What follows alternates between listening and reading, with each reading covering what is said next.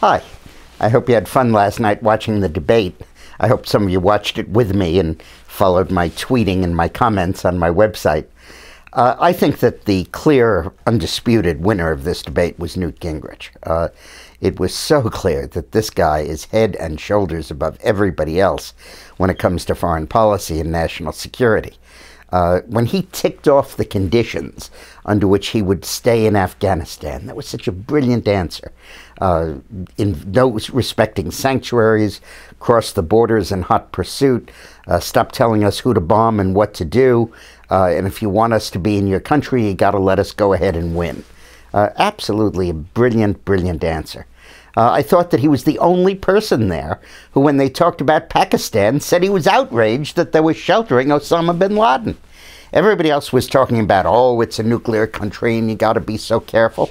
Well, yeah, that's true, but let's start with the fact that these SOBs have taken $20 billion of our foreign aid since 9/11 and were sheltering a man who killed 3,000 of us and knew damn well he was there all along.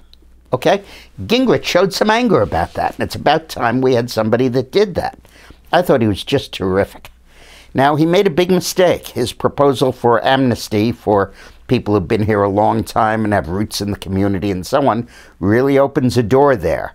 And Bachmann, right after the debate, put out a press release attacking it.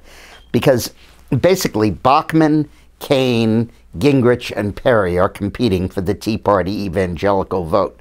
They won't go to Romney because he's a Mormon and because of Romney Care.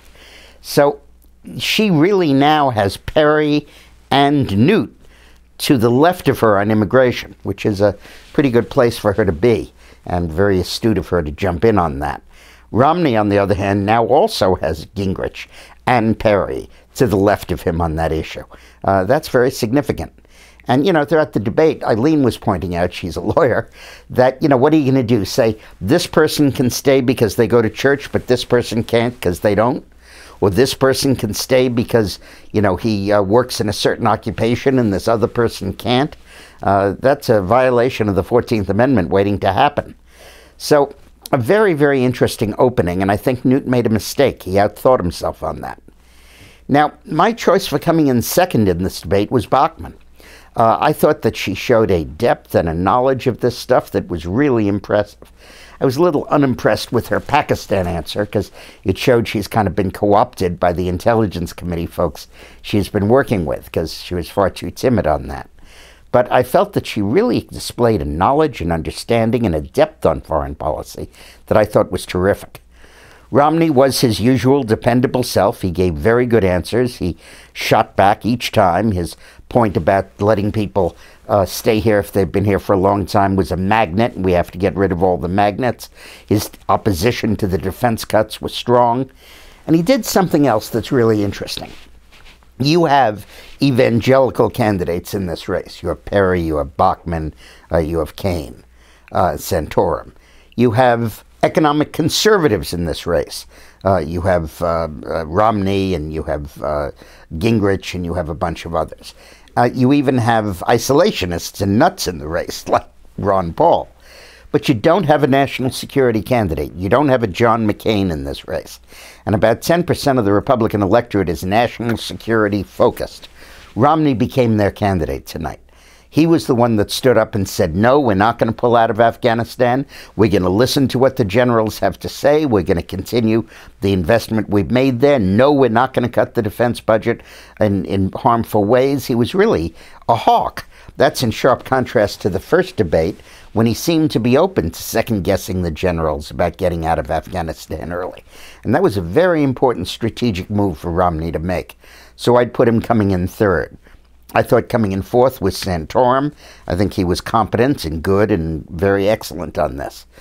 And then fifth, I would put Rick Perry. I think that Perry gave a few good answers, but the contrast between his rote sound bites and Romney's intelligence and understanding and depth on these issues is so obvious. Perry is a good soundbite guy, and he's read some position papers, but it clearly doesn't have the depth on it. And his immigration answer totally belied his previous position, which is opposition to the border fence. the loser in this debate, and it pains me to say it because I adore him, was Herman Cain.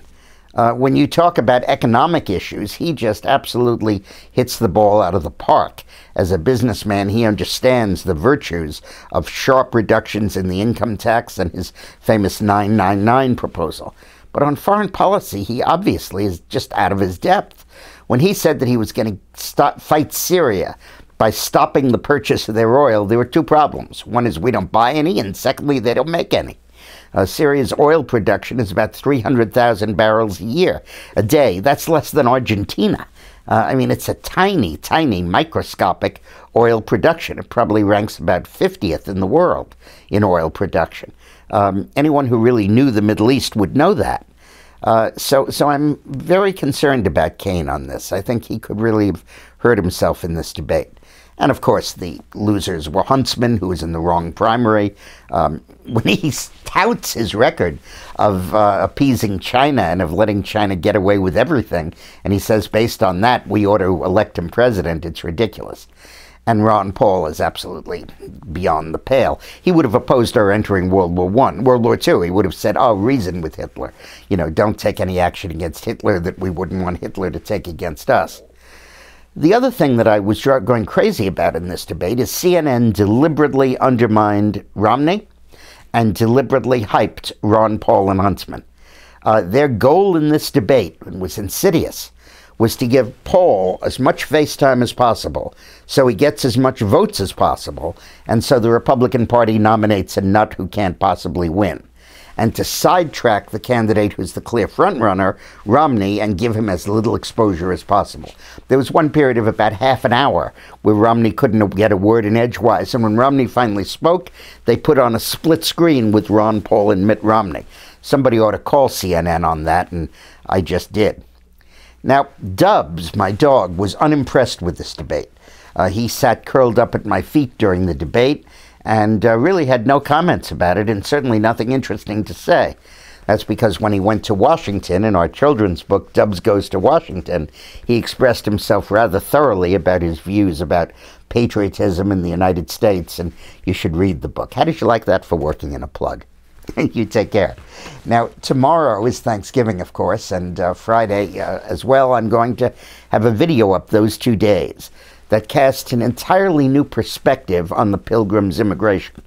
And it explains how when the one group went to Jamestown and the other group went to Massachusetts, it laid the basis for the American Civil War and some of the divisions that persist in this country. So tune in tomorrow and Friday. You'll really enjoy it. And Saturday we'll do another history video in the series I'm doing about the impact of breaking the German Code. And we talk about how it eliminated the U-boat threat and permitted Britain to survive when, before they broke the code, they were starving to death because the U-boats were killing them.